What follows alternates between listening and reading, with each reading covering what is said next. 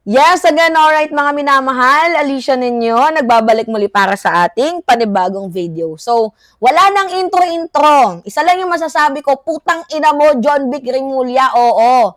Sino na naman kaya yung nasa likod ng pag-anunsyo na aarestuhin na daw itong sa Senator Ronald Bato de la Rosa, tapos ilang oras lang ang lumipas, biglang binawi. Alam niyo kung usapang kapalpakan, talagang pwede nating panlaban yung si John Vic. Pero anyway, gayon pa man, nag-anunsyo.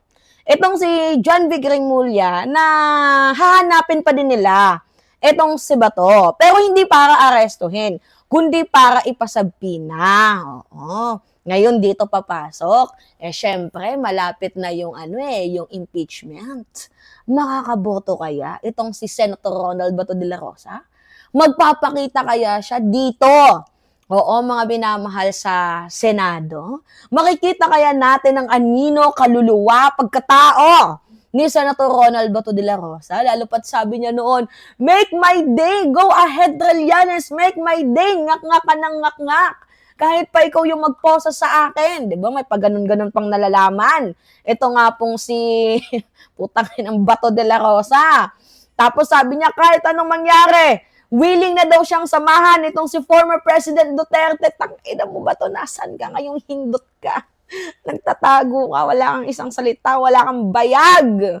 Ngayon, sabi dito, eto, John Vic, ayusin mo talaga tong trabaho mo. May paanunsyo-anunsyo ka pa na 10,000 deployment. Oo. Actually, pwede mo namang gawin yun eh. Di ba? Kung ipapasabpina, pwede kang magpa-deploy ng 10,000 para mahanap itong si Bato, para mabigyan ng sabpina. Saan ba ibibigay ang sabpina? Hindi nga makita si Bato. Gets ninyo?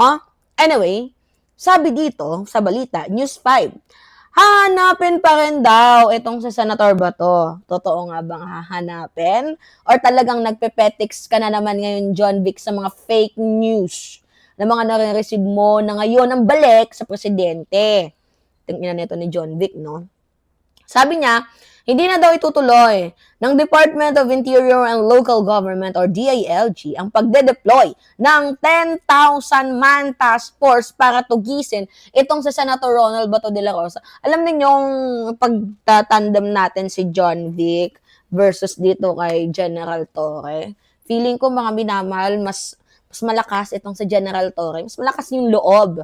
Mas may bayag.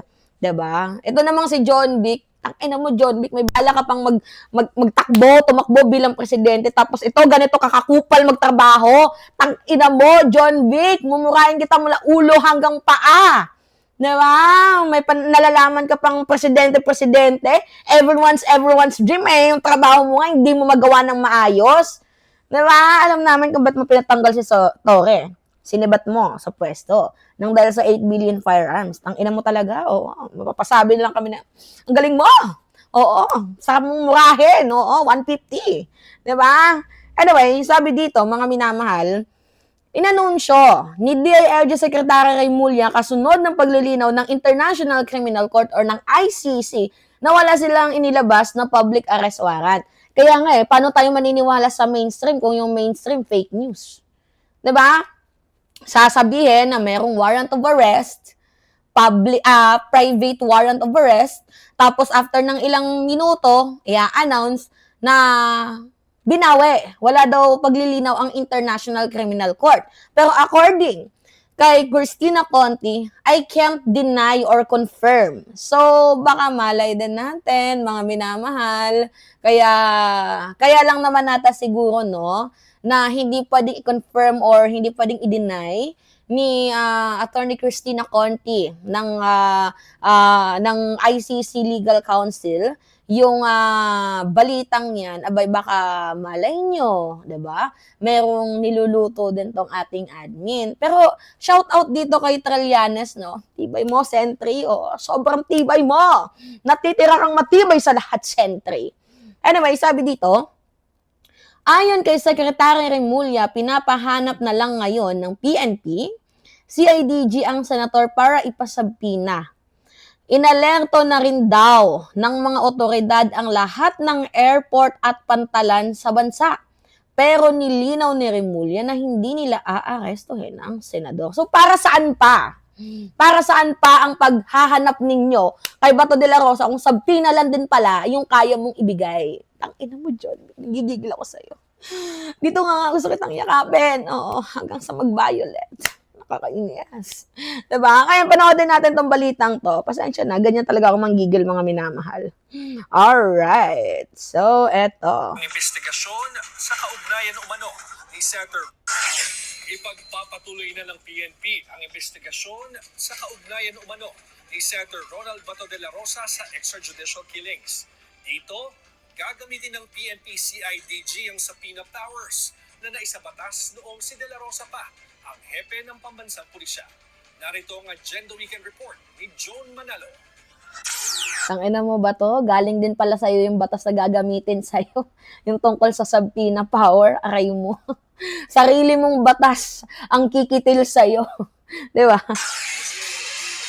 Subpoena tomorrow to General De La Rosa to appear personally before the CIDG office here in aid of investigation of the previous crime. Pinaharap na si Senator Bato de la Rosa sa PNP CIDG matapos inanunsyo ni DILG Secretary John Vic Remulla na maglalabas na ng subpoena ang CIDG laban sa senador bukas bilang bahagi ng kanilang investigasyon.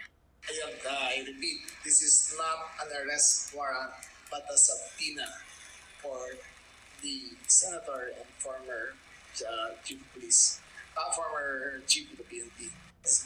I have given orders to General Atates to Alam ninyo mga minamahal, itong si John Vic, puro presko netang ina mo, 'di ba? Ba't di mo na lang isubpoena, ba't di nyo huli? Nanggigigil ako. Kahit nasa administrasyon itong si John Vic, sarap sakalin. Oh, tang-ina mo, John Vic, oo. Pati itong si Nartates, tang-ina, mapapamura ka. Diba? Gets ninyo mga minamahal?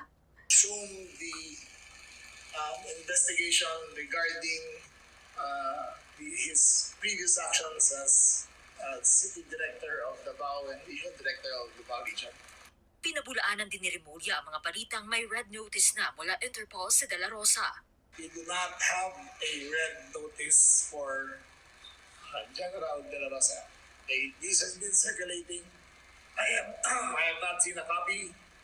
I have no information of a copy.